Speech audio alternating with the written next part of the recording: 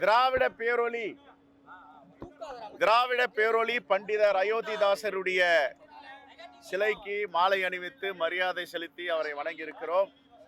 திராவிடத்தின் முன்னோடி, தமிழ்தான் முதன்மையானது என்று உலகத்திற்கு பறைசாற்றியவர், ஒரு மாபெரும் மேதை, சித்த மருத்துவராக புகழ் பெற்றவர், தாத்தா ரெட்டைமலை சீனிவாசன் அவர்களுடைய குருவாக இருந்தவர். இப்படிப்பட்ட ஒரு மாபெரும் தலைவர் திராவிட பேரொளி பண்டிததாசர் அயோத்தியருக்கு மலர் அஞ்சலி செலுத்தி அவருடைய புகழ் பாடுவதில் பெருமை அடைகிறோம்.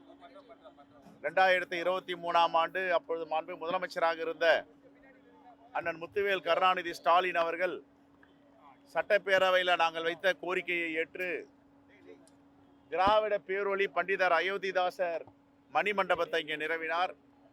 அவருக்கு இன்றும் நாங்கள் நன்றி சொல்ல கடமைப்பட்டு இருக்கிறோம். இனிவரும் காலங்களில் இப்படிப்பட்ட திராவிட பேரொளியின் மணிமண்டபத்தை பேணி காக்க வேண்டும்.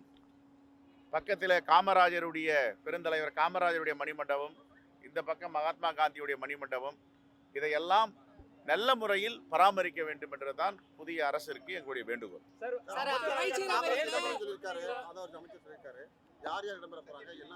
அது அறிவிப்பு வரும். அறிவிப்பு வரும்.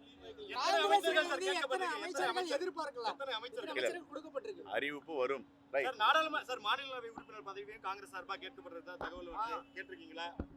நீங்க தான் பத்திரிகையில பாத்துருப்பீங்களா, இருக்கணும் ஒரு கடிதம் கொடுத்தோம்ல, அதுல எல்லாமே இருக்குல்ல. திருமாவளவன் முதலமைச்சராக திமுகவும் அதிமுகவும் குதிரை பேரத்தில் ஈடுபட்டதாக அமைச்சர் ஆதவ் குற்றச்சாட்டு பண்ணி வச்சுட்டு போறாரு. எப்படி பாக்குறீங்க? எனக்கு தெரியல, என்னுடைய கவனத்துக்கும் வரல, நான் அந்த பேச்சுவார்த்தையிலும் இல்ல.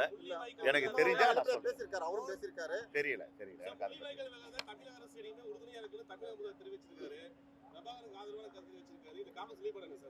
நான் காங்கிரசுடைய மேலிடத்திற்கு இதை நான் கண்டிப்பாக எடுத்து செல்வேன். குதிரை பேரத்தில் ஈடுபட முயற்சி செஞ்சாங்கன்னு அமைச்சர் ஆலோசனை குற்றச்சாட்டு இருக்காரு. நீங்க அந்த கூட்டணியில் இருந்திருக்கீங்க, தேர்தலுக்கு முன்பு அப்படியே நடந்திருக்குங்கிறது உங்க நாலேஜுக்கு வந்திருக்கா? எனக்கு இது வரைக்கும் என் கவனத்துக்கு வரல. நீங்க சொல்றீங்க, நான் அதை விசாரிச்சு.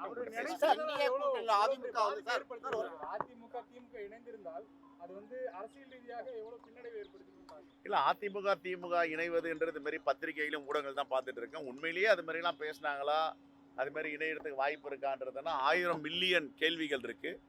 அதையெல்லாம் கடந்து இது நடந்திருக்குமான்றதான் எனக்கு தெரியல. அப்படி இருப்பதற்கு வாய்ப்பும் இல்லை என்றுதான் என்னுடைய பர்சனல் ஒப்பீனியன். அது மாதிரி நடக்கிறதுக்கு வாய்ப்பு இல்லையா? நடந்தா தானே அது. ஆதரவு தெரிவிச்சிருக்காங்க.